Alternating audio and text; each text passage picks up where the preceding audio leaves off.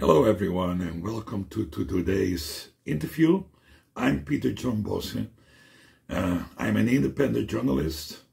Joining us today are Olena, a Creative Society volunteer with a background in higher education administration from Vanderbilt University in the United States of America, and Jason, also a Creative Society volunteer from the USA, and Jason is a veteran.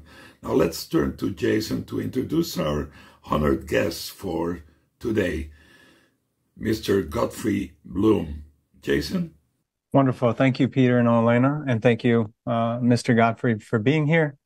Our guest today, friends, has a large and extensive background. Mr. Bloom is a former British politician and financial economist known for his tenure as a member of the European Parliament.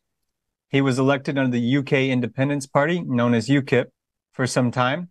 Before entering politics, Mr. Bloom had a career in the financial sector, in case you were wondering. Particularly, his focus was on investment and fund management in the City of London. He also has military experience, having graduated from the Royal Military Academy and serving as a logistics liaison officer.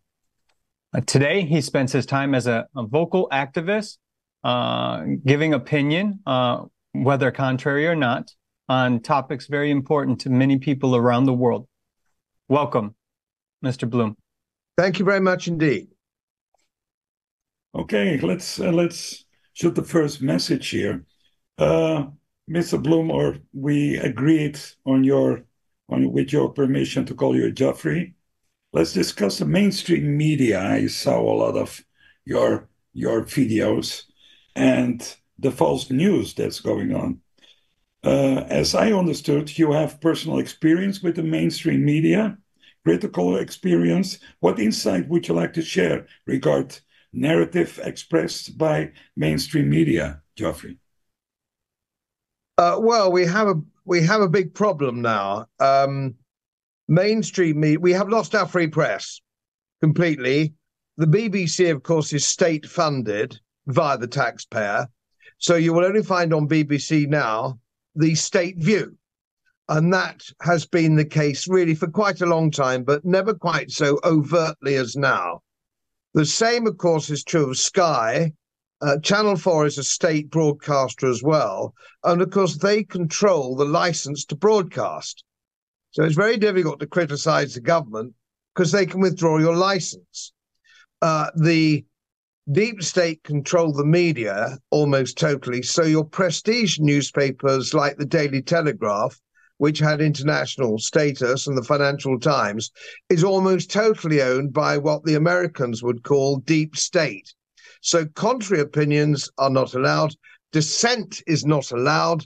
And of course, I read a biography of Joseph Goebbels a few months ago, and he said, you must not allow dissent. And when Davos concluded, the last Davos meeting, that misinformation must be crushed, which, of course, what they meant was dissent must be crushed.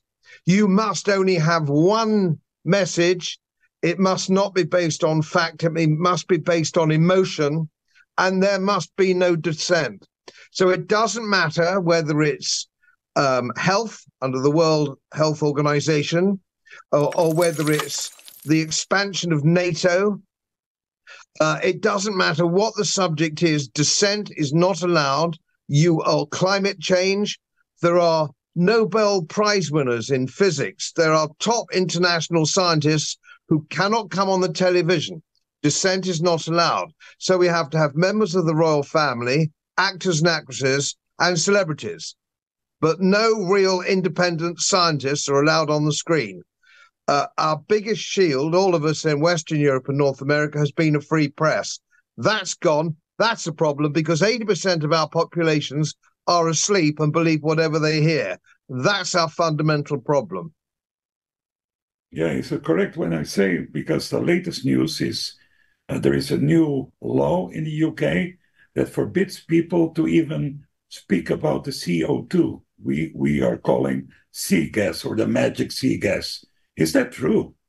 That there is penalties even? Basically, yes, it's not quite as overt as that. But what it means is anything you might say, even on social media, there will be a flash up, there'll be a caveat, basically to say, we haven't banned this man from saying this, regardless of his scientific status, but we're saying what he's actually saying is a lot of nonsense.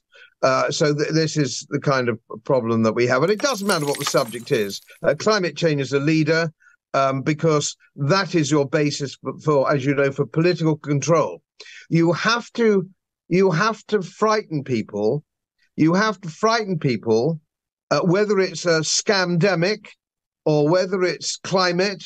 And then when you frighten them enough, you say, but don't worry, don't be frightened, because the state has a solution if you follow the following rules. Whether you take your jab, whether you live in a 15-minute city, you must obey. And if you obey, you'll be looked after. And if you don't obey, you will be punished. This is the most extraordinary thing. Of course, we saw it in the Soviet Union, but we've now got it in Western Europe and North America. And the police have been politicized. The British used to have one of the most respected police forces in the world. I think nobody has ever disputed that. They are now, like every other police force, they are politicized. They are recruited for their ability for thuggery and violence on the people they're supposed to be policing and paying their salary. Your average British policeman now, I don't think it's different in Germany or France or North America, is a moron. Worse, he's a violent moron. And this is a problem we have. Thank you. Olena, maybe you can ask the second question. Yes, sure. Thank you, Peter. Jeffrey, we know that you have extensive experience in financial systems. So what are your forecasts about the nearest future of the global economy, Bitcoin, blockchain technology? What do you think people should be prepared for, and how? Well, that's sort of possibly the most important question of the day, where we are at the moment. I managed fixed interest for many years, pension funds. So I've really had 40 years experience in the City of London managing money. I was also, in fact, I finished my career as the chief executive of a life assurance company managing life assurance investment. So it's a field with which I'm quite familiar. We have something now, I would argue, which is unprecedented. And that is we are facing now the breakdown of fiat currency, the breakdown of paper money, which has happened before, but not globally. It's happened in Germany, historically Hungary, Austro-Hungary, more recently Zimbabwe and Venezuela, but we have never seen it on a global scale. So paper money is totally collapsing. The banks, therefore, because of their fractional reserve banking system, the banks are collapsing. And since 2007, 2008, the debts are too big to be rescued by the taxpayer via government. It was a close run thing in 2000 and 2008. This cannot be rescued now. We are dealing in numbers beyond human imagination. The deficit in the United States is 32 trillion. In Great Britain, which is now a small country, it's round about 2 trillion. So we're dealing with numbers which are beyond human imagination, which can never conceivably be repaid. And the value of your paper money is going down and down and down, which, of course, on the flip side is inflation. So we have inflation which hasn't gone away. It can only get worse. So what do you do about it? There are some things you can do. You can take your money out of the casino, take your money off the table. And you can only do that in two ways, in my view. And that is to buy gold, hold gold. There's no counterparty risk. You must hold it in your hand. You must hold gold. Or there is Bitcoin for those people who can take a very much more bumpy ride. It's a more volatile thing, and it's relatively new on the block.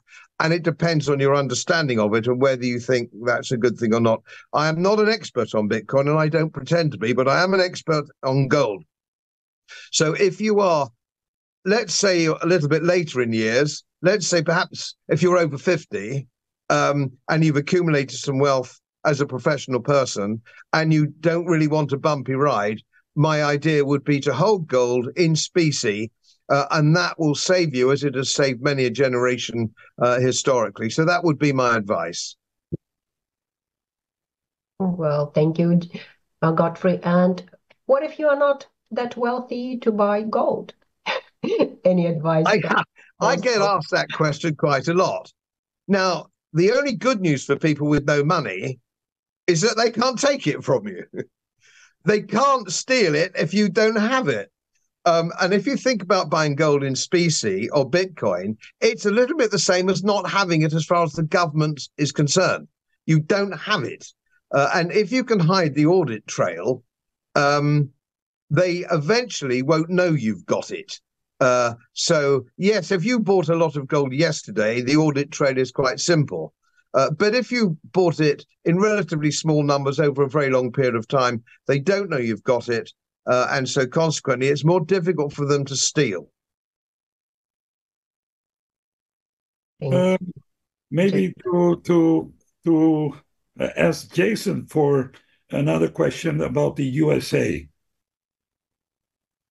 Yeah, I'd just like to tie in those 2 points he's discussed so far, and that's the state of affairs as well as the monetary or economic situation and the outlook. And I completely agree with him.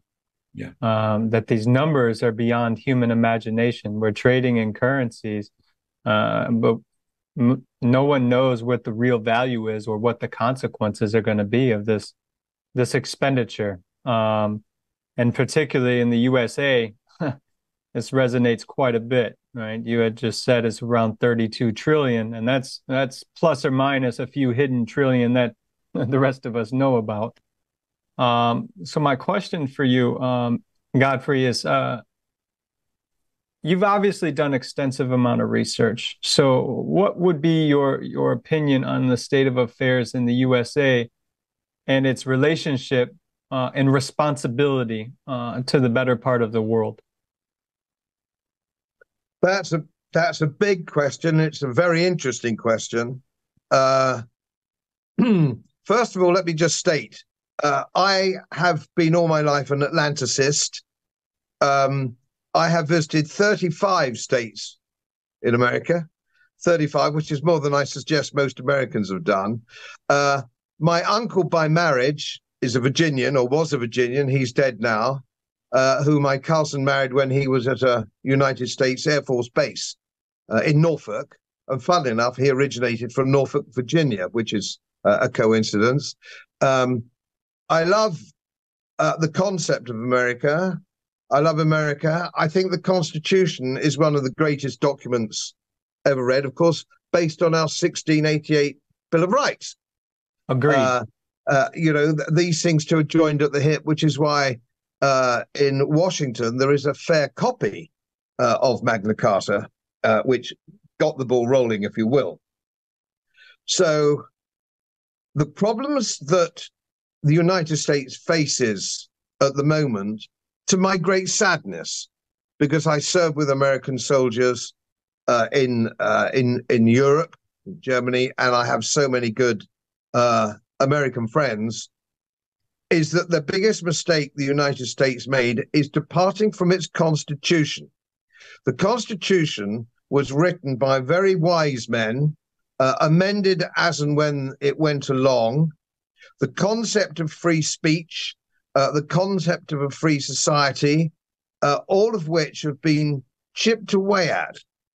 Now, if I may be just a little bit controversial here, I would argue that it started to be chipped away at in the Anglo-American War of 1812, when habeas corpus was suspended, and editorial policy was closed down. Again in 1861, with the American War of the North against the South, not a civil war. A lot of people make that mistake. It's not a civil war. A civil war is what we had in Britain in the 1640s, where brother was against brother, father against son, for two different types of political system. It was the same in Spain. It wasn't a regionally based thing at all. Now, in America, it was the North and the South. And I'm not going to suggest who was right or wrong. What I'm suggesting is the right to secede from the Union was enshrined by implication in the American Constitution. You were not allowed, or it was never foreseen, that you could be kept in the Union at the point of a bayonet. That was quite wrong, and that was in 1861. Then, of course, we had in 1913 the Fed. The Fed was invented, or the Bank of America, call it whatever you want to, but the Fed fundamentally, which gave control to bankers, and that control has not been wrested from bankers since 1913, any more than it has in my country. And any criticism I make of the United States is exactly the same criticism as I make of my own country. It's been taken over with a sort of fascism, and I don't use the term in a pejorative way, like students very often do. They shout fascism, fascism, without understanding the concept.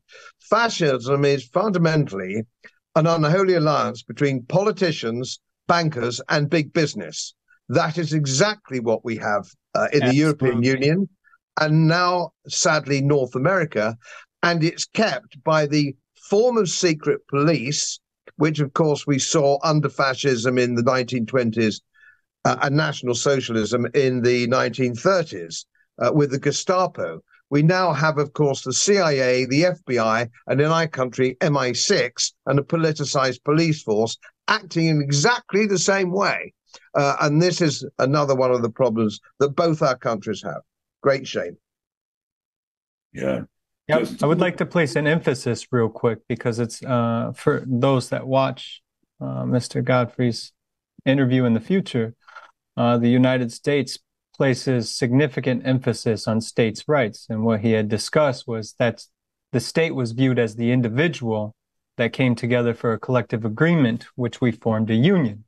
And so it's important to understand why we're talking about freedom of press, freedom of speech, because all of those things tie into the identity of the individual and the rights of the individual.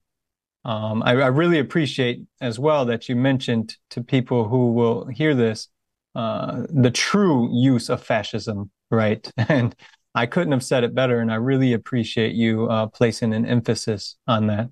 Thank you so much.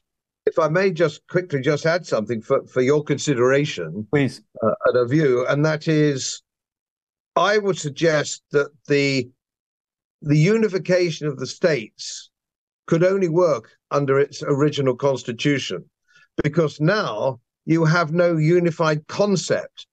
So, for example, California has absolutely nothing in common at all with South Dakota. Texas has, a certain degree, nothing in common with Michigan.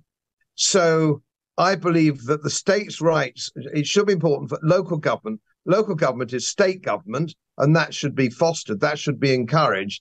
But there must come a time, and I'd be interested to know, the American audiences, people watching this, how much longer can the United States stay united, which is basically at the point of a bayonet, as it was in 1861. It isn't natural, especially some of the states could be very serious economies and wonderful places to live. I mean, if I didn't live in England, Yorkshire, which I love dearly, which is going down the lavatory so quickly with our mass immigration and all the rest of it, I would certainly be very happy to live in South Dakota, and especially the governor there, who seems to be doing an extremely good job. But I believe small government, small communities, and local politics. This is really what I believe in, and that's what America believed in. But I say, this isn't a recent thing. It's not a recent thing. It's been creeping up, as it has been in Britain for some time. Yeah, for the people that might not be informed how it works in the United States, I've been quite many times as a journalist and a filmmaker in the United States. I was always, very surprised about different laws. For example, not only in state, you had federal law, you had states. In some states, you had to be 21 to consume alcohol. In the other, 18 years was enough to consume. Then you had, for example, counties. One county, it was absolutely dry of alcohol. And on the other side of the street, you see only liquor stores, right? So that is something I wanted to add. Please, Olena, you have another question. Can you take it over? Yes, and let us move on to something that we as Creative Society volunteers are very much interested in, because one of the primary topics of our independent scientists' research is actually climate. And they've been researching this for over 30 years by now. So, Godfrey, could you share with us any information in regards to your discussion with independent scientists on CO2 and climate change issues? Well, I was on the when I was in the European Parliament, I served for 3 years on the Environmental Committee, and I gave up my seat to somebody else because I wanted to serve on the Economic and Monetary Affairs Committee. But I had a lot of research staff, and of course, it's the twin side of the coin. The climate and finance are two sides of basically the same coin. And in the European Union, in the parliamentary system, there are probably in the region of 7,000 or 8,000 researchers of all sorts, researching all kinds of things. And obviously, I looked at it, and I had some top researchers working for me on that particular side, on both sides. And I said, just after the Al Gore movie came out, the Uncomfortable Truth, I think it was called, or something of that nature. And I said, if you freeze frame the graphics behind his head on the launch of that film, it shows quite definitively that the increase in carbon dioxide in the atmosphere follows periods of global warming. It doesn't precede it. Now, that really is the silver bullet for the concept. And if you go back far enough, you'll find, which you have to do when it comes to these matters, you would obviously find that the amount of atmospheric carbon dioxide at the moment is actually at a low, not a high. So all these things are problematical for the hypothesis that man-made global warming is going to be catastrophic, which is an odd, a rather unusual hypothesis if you think it through, because periods of good harvest, so on and so forth, follow periods of warming, not cooling. So if you do the graphics and the data and the analysis of the data, and having been, of course, in the life assurance industry, looking at these matters, most people, especially people who work in the media, and largely speaking, politicians, are not experienced or trained in the interpretation of statistics and data. If they were, they would give no credence to this idea that man-made carbon dioxide is going to kill the planet. So the whole thing is absurd. And of course, we had a Dr. David Bellamy on the BBC, and I'm going back 25 years, who was a trained scientist, and there are plenty of others. Johnny Ball was another one. As soon as they said, just a minute, this hypothesis is flawed, they were replaced with political activists on the BBC. So you will never see an independent scientist with the data on this subject talking on any form of mainstream media. Occasionally there will be lip service paid by one of the big newspapers. They might let somebody on for an 800-word article. But this is the problem. Nobody is getting access to informed opinion on any subject, in my view, but on climate in particular. And of course, there's a whole generation now of children at school who come back frightened and upset because they've seen the last polar bear, or they think all the polar bears are going to die, which of course has just recently been completely blown apart. But all these things are blown apart. They think that all the world is going to die. There's no future for them unless we all live in 15-minute cities and kowtow to the World Economic Forum and all the rest of the gangsters that now run the planet, or certainly the West. A bit of resistance in the other half of the world. But I don't know what we can do about it, because there's a whole generation who are brought up to believe this scientific nonsense, and it's rather frightening. There's no free debate. I'm not suggesting people should take my view. What I'm suggesting is, why is everybody afraid of an open public debate on this subject? If they're frightened of that, it's because the mainstream media aren't telling the truth. Yeah.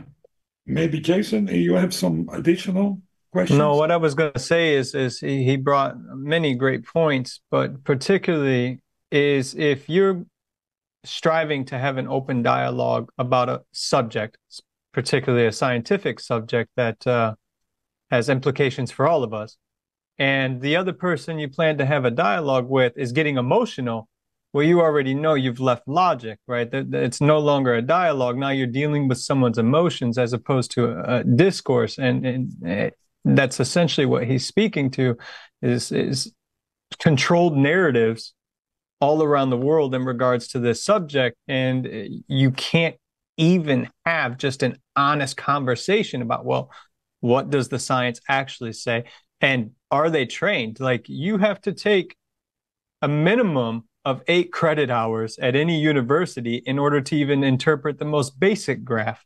And so I really enjoy the fallacies that were addressed here. So thank you so much in regards to that. If I could make a quick observation there, I saw a clip from Pepe Escobar the other day, and it's a region. It seems to be that it's a sort of Northern Hemisphere thing. Give an example of that. If I suggest, as I have done, to friends of very long standing, very old friends, or fellow club members at my club, that you have to take a more unemotional and rational look to the situation in the Ukraine, and at Sandhurst I did the Soviet Studies course, but you have to see sometimes the other man's point of view. You have to see the Russians' point of view on the expansion of NATO, see it from their side of the fence. You cannot have that it's so mixed up with emotion. I have lost friends of very long standing, of over 30 years, who now will not engage with me at all because I'm a Putin stooge. All because I say, why don't we look at, with less emotion, and more rationality? And this is the problem. Now, what Pepe Escobar said, which is I thought was interesting, he said, this doesn't happen in Buenos Aires, for example, or South America, or in parts of South America, where you can have a disagreement over something of this nature, whether it's climate change or the Ukraine, and still enjoy a drink together. And, you know, you just have a debate about it. You don't agree, but you can agree to disagree. It seems in Western Europe, Great Britain and North America, you can't agree to disagree. And that, I think, is a very sad thing. We've lost the art of intellectual friendly debate. And I think that's a very big loss, especially if you look at the historic context of European culture, especially Great Britain, which led, if nobody minds me suggesting this, the idea of free speech and the Great Enlightenment in the 1700s and 1800s, particularly in Scotland, incidentally, where they just brought in legislation on hate crime and things like that. So the Great Britain has led the world on a lot of this kind of thing, and we're now deeply immersed into this very unfortunate situation where you cannot converse and debate in a free world.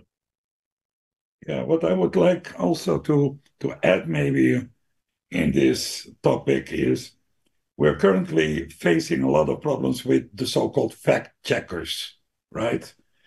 And we have more and more the idea that about the issues of the climate, they're looking to Google.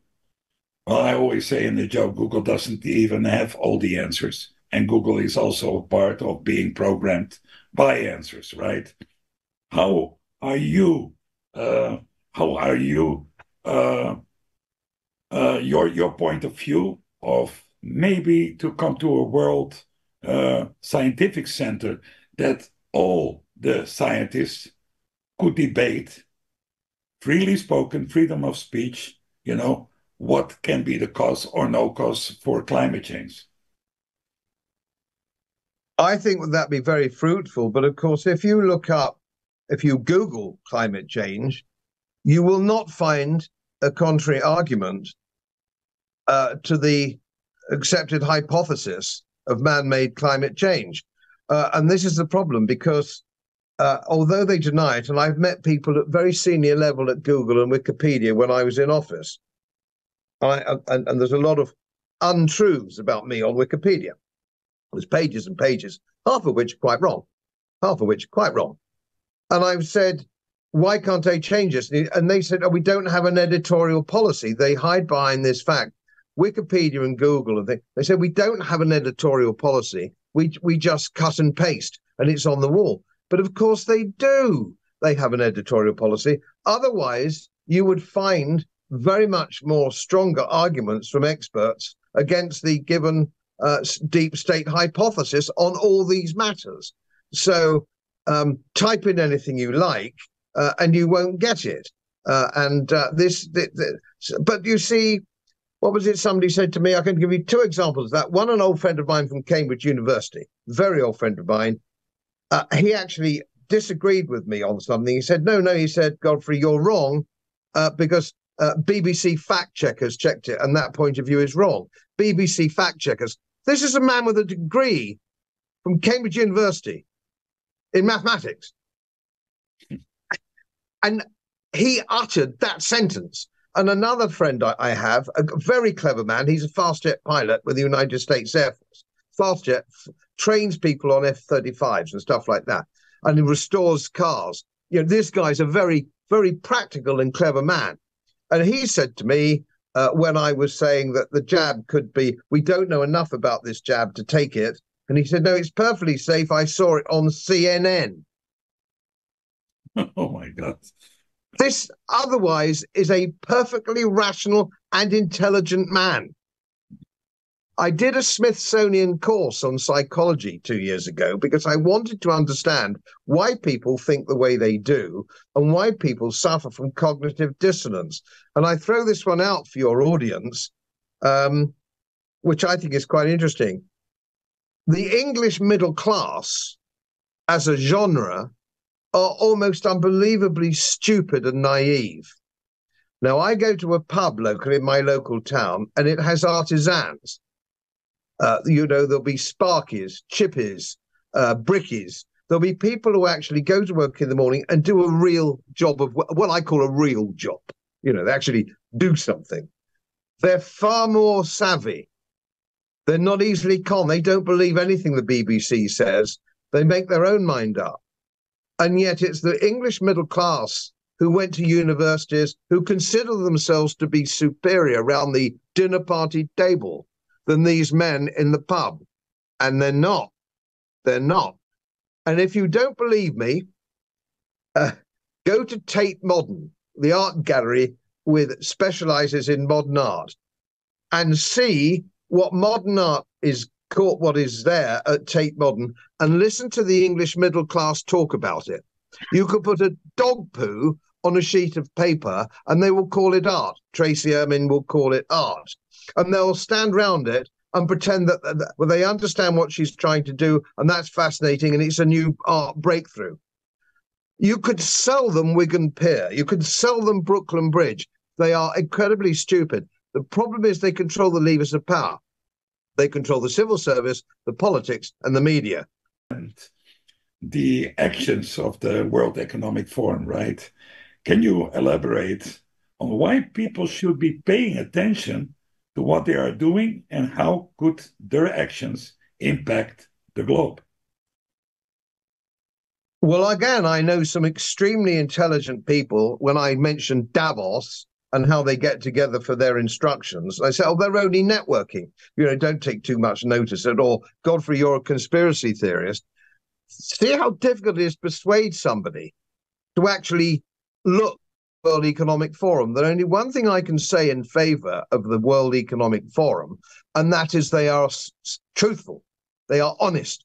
They are quite clear that they want us to eat bugs and live in 15-minute cities, and there's too many of us. They don't mean too many of them. They mean too many of us. So they're very honest. So I call myself a conspiracy analyst, not a conspiracy theorist. It's all there if you want to find it. It's easy. And I can only speak for I can only speak for Great Britain on this one, but I know it's true in Holland and various other places.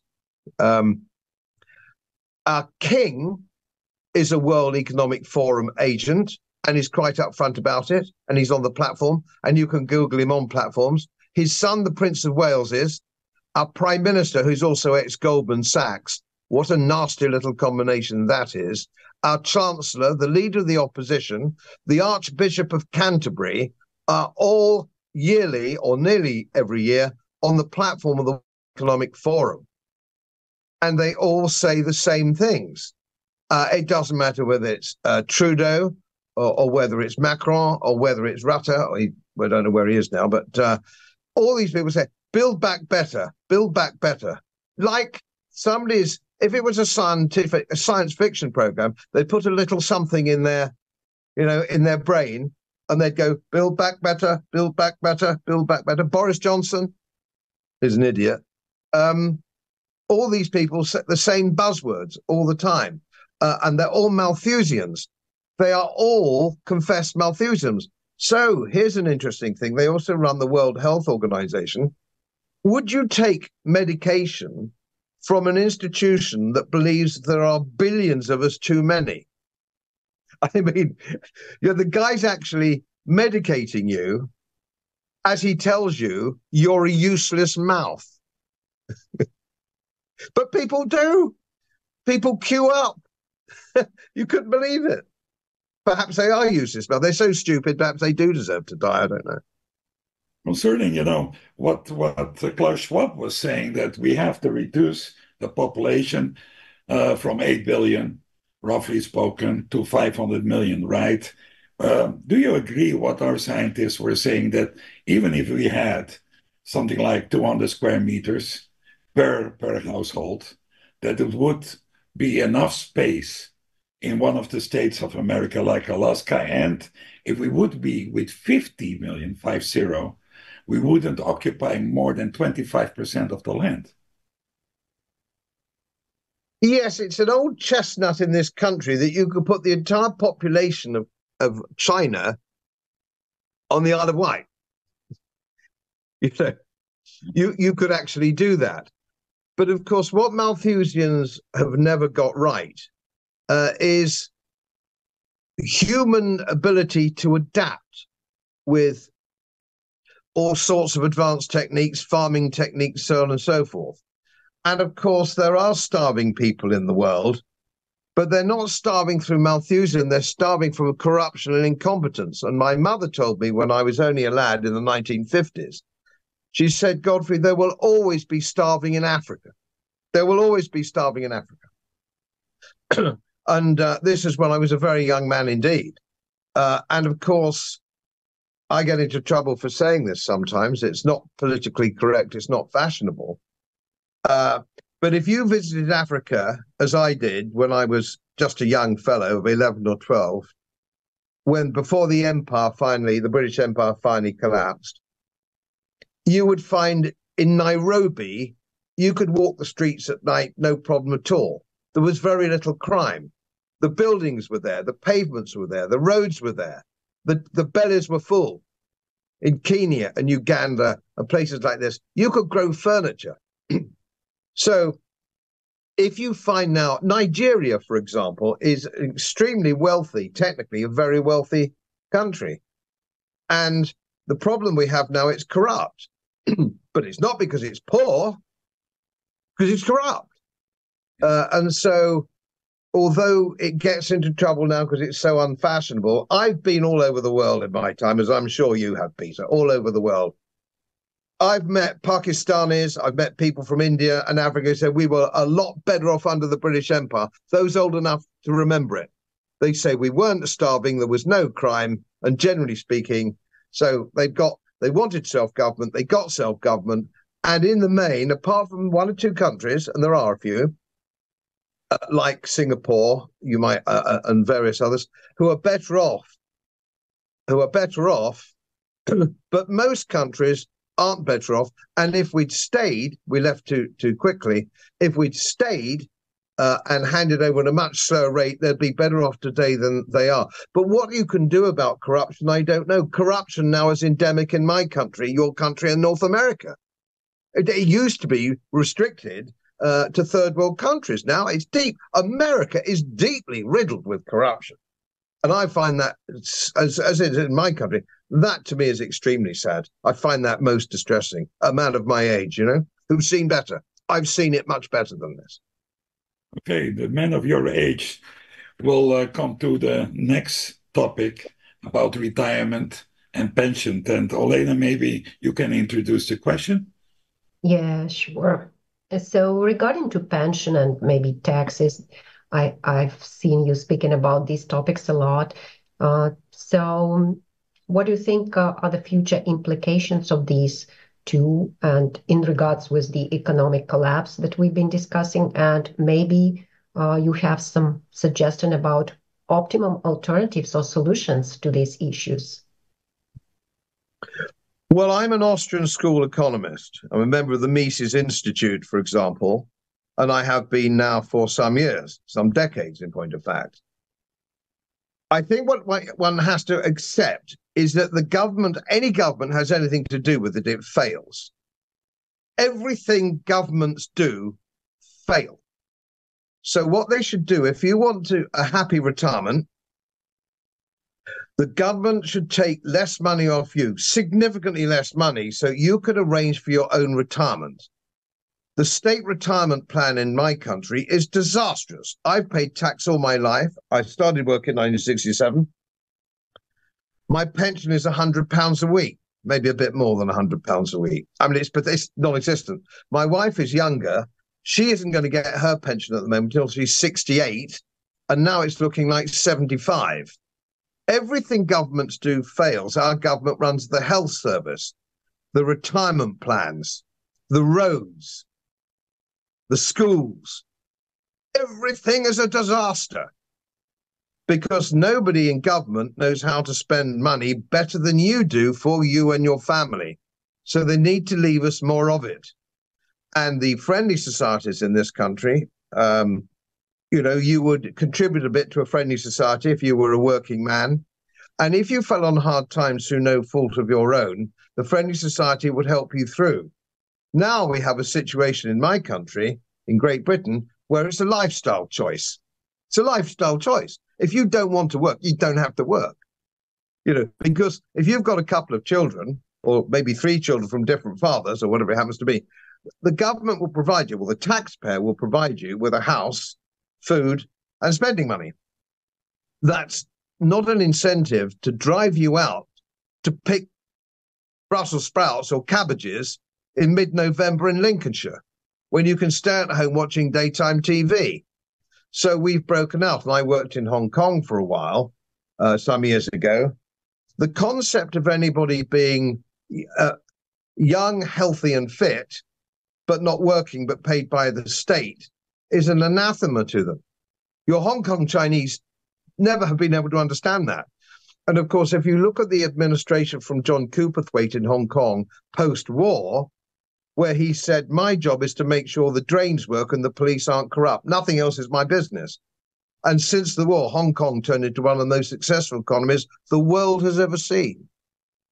But that they took a back seat. Government took a back seat.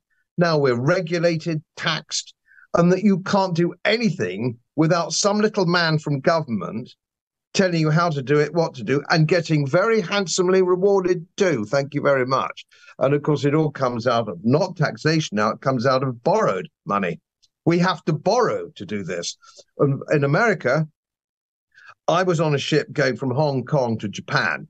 My wife came out and we thought we'd go and see Japan and via Tianjin or something. And we got a P&O boat, a P&O liner, with a lovely dining room and everything, all kind of things you expect on a P&O cruiser. And we shared a table with a postman from America somewhere, Middle America somewhere, and a school teacher from another bit of America, Midwest, I think it was. They could afford that cruise. They could afford to do that. Now Americans are living paycheck to paycheck. And that's through no fault of theirs. That's through the fault of misgovernment. High borrowing, high taxation, high regulation. And now, of course, we've got Janet Yellen and Blinken going to China saying, we can't compete. Well, no, of course you can't compete. And whose fault's that? You have maybe some additional questions, Olena or Jason? Yeah, maybe what do you think the true role of politicians should be then? Well, the true role of politicians at the moment, of course, is to give people the impression they live in a democracy, which of course we don't. So what we need to do is, it's just an hypothesis. I would suggest that in order to get representative government in a democracy, first of all, it should be small state. So it should be restricted in America to the states. It should be restricted in my country, perhaps to the counties, so on and so forth.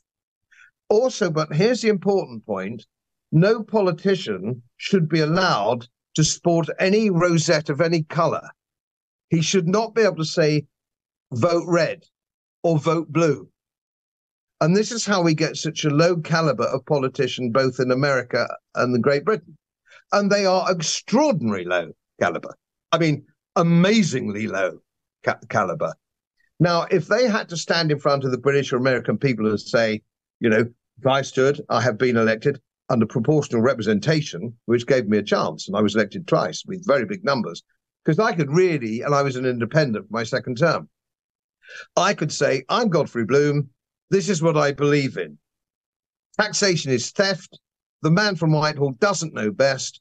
And let's leave us alone and to get on with their lives. That was about it in a nutshell. And I got heavily elected all the time. Now, you vote red or you vote blue. I mean, what kind of choice, I would argue, in America is Biden or Trump for the world's greatest economy, one of the greatest powers? What kind of choice have I got with Rishi Sunak or Keir Starmer? What kind of choice have the French got? With this representative democracy business, you wear a flag, you wear a label. And at the risk of sounding a little bit crude, I live in a constituency, a political constituency, which is very middle class, very rural, conservative with a small c. There has never been anybody representing my constituency except a conservative. And if you put a big blue rosette on a dog turd, they would vote for it here. Now, if you cross the river, it's been red, it's been Labour for years and years and decades and decades and decades. And it's the same. If you put up a dog turd and put a red rosette in it, people would vote for that. That's the party system. We'll never get out of this problem until we get rid of the party system, get rid of Democrats, get rid of Republicans, get rid of Conservative, get rid of Labour, get rid of Social Democrats in Germany. What do they call themselves? Christian Democrats. Make people stand up and say, this is what I believe in. Vote for me. I'm an individual. I'll represent you. And if they don't represent you, you kick them out in 3 or 4 years' time. It's not difficult. But of course, everybody is in the system making money out of the system. Who's going to change an electoral system that elected them? Well, you did already a good introduction, Godfrey, about what Jason would like to ask you and about the future of the UK. So, Jason, go ahead, please. What are your thoughts on how to fix the United Kingdom's problems? Well, we, as an island nation, we have always bounced back. We've had bad times, we've had good times. We've been an independent nation for 1,000 years. So we've seen some good and we've seen some bad. The problem we have at the moment is similar to America insofar as we have mass migration and from alien cultures. And it's not just a question of the British dusting themselves off, getting back on their feet and sorting themselves out, which it has been for 1,000 years. We now have millions and millions and millions of people who don't want our institutions, don't like our culture, live in ghettos and run their own business under their own laws, Sharia law, so on and so forth. So this is the problem. This time it's going to be very difficult to bounce back from. And of course, it's the same in America. How are you going to deal with millions and millions and millions of people coming into America? You don't know who they are. You don't know what's going on. It's a really big problem. Give you an example. It's not just our countries, is it? It's Germany. 80% of convicted rapists in Germany are Afghans. We have an 800% increase in rape in Bournemouth. And if you know this country, you know that Bournemouth is a very sleepy seaside town historically and very charming. There was no rape until we had mass immigration. It just didn't happen. Believe me, you go, well, that's ridiculous. Really, we just didn't. And now we find 17 or 18% of our prisons are Muslim. And you try and tell that on mainstream media. And when somebody from the AfD in Germany pointed out the Afghan rape statistics, she was fined €6,000. You're not allowed, and we had a man arrested. They wanted to move 150 aliens in from North Africa or wherever it was, and they held up posters with all the people who'd been convicted of rape in the last 6 months, and he was arrested by the police. They did actually release him, but we're not allowed to say, and I'm afraid, I don't know how we're going to deal with it. I think we're going to have to take responsibility for ourselves. We're going to have to protect our own women folk, our own people.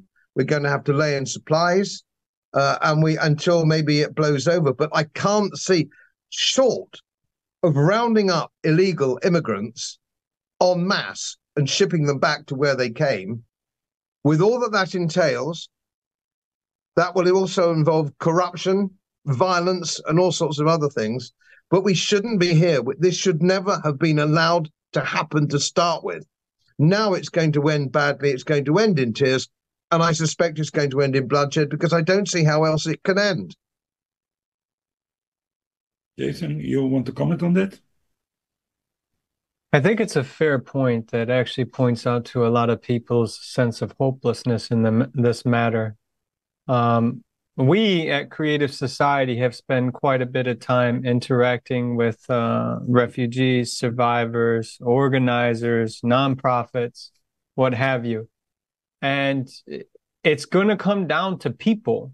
People themselves have to organize and provide the structure to deal with this situation, because you actually pointed out a very important point, and that is you have these cultures, and assimilation doesn't work that way at all. You have this cultural clash, right? And the people coming to these places, as we know historically from what happened in Germany when the Syrian refugees, then Germany had the Syrian refugee issue and things of that nature. You have this conflict between peoples because there's no time lapse for them to become acquainted with the structures in place. They don't have the same norms, or whatever have you. And this really will require, I think, people themselves to answer the call to this situation. And I think it starts with the way we interact with each other. And that's my opinion, and that's what we've come to doing these interviews with people from around the world on this topic, because big government isn't handling this. And if people themselves don't get ahead of it, then you are absolutely right. It will turn into a violent clash of cultures. Absolutely. Well, it came to the end of this interview, and I would like to ask to all of you here present, maybe you would like to add something or some additional questions, maybe? Olena, maybe you, Godfrey, Jason. Well, I just wanted to thank Godfrey for his time and for sharing his opinion. It's a pleasure.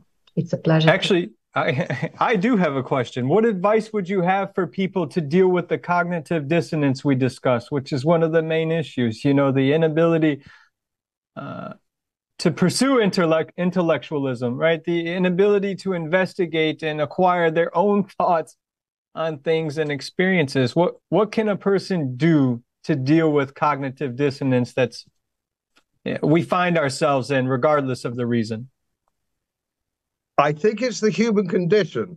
I'm not altogether sure we can do much about it. I tell you what I would like to see, though, Jason, what I would like to see is the concept in schools of teaching young people risk assessment and risk assessment and critical thinking. This has completely disappeared from our agenda. And yet the funny thing is, we make a risk assessment every day, don't we? You get into your car, you overtake a tractor and trailer, you judge it's safe to go, there's nothing coming, you've made a risk assessment. And so critical thinking, we should say, well, just a minute, my doctor says I ought to take this medication. But I'm just going to sit down and do a bit of homework on that. Just because my doctor said so, who is paid in part, in some form, by the pharmaceutical companies who provide the medication. And of course, your doctors on both sides of the pond here need to try and do that. I have a friend of mine who is a doctor in Phoenix, in Arizona, works for the Mayo Clinic. If the Mayo Clinic tell her the moon is made of green cheese, it is so. That's what she will believe, and that's what she'll promulgate to her patients. She has no concept of critical thinking. None. She just doesn't do it. And I think the problem in the medical profession and other professions, it's a memory test.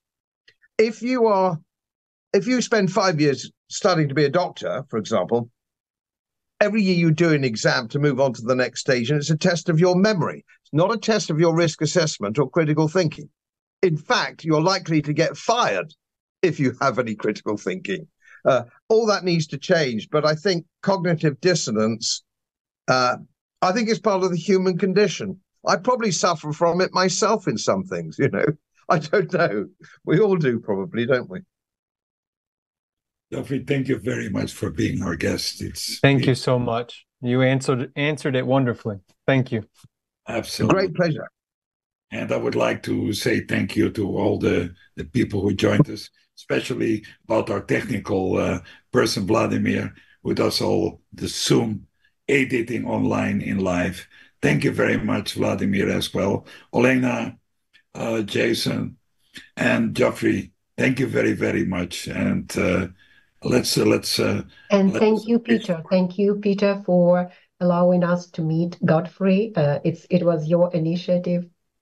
Great pleasure. Great fun. Thank you, Godfrey. Have a nice day there. Stay healthy, stay safe, and keep on going. Thank you very much.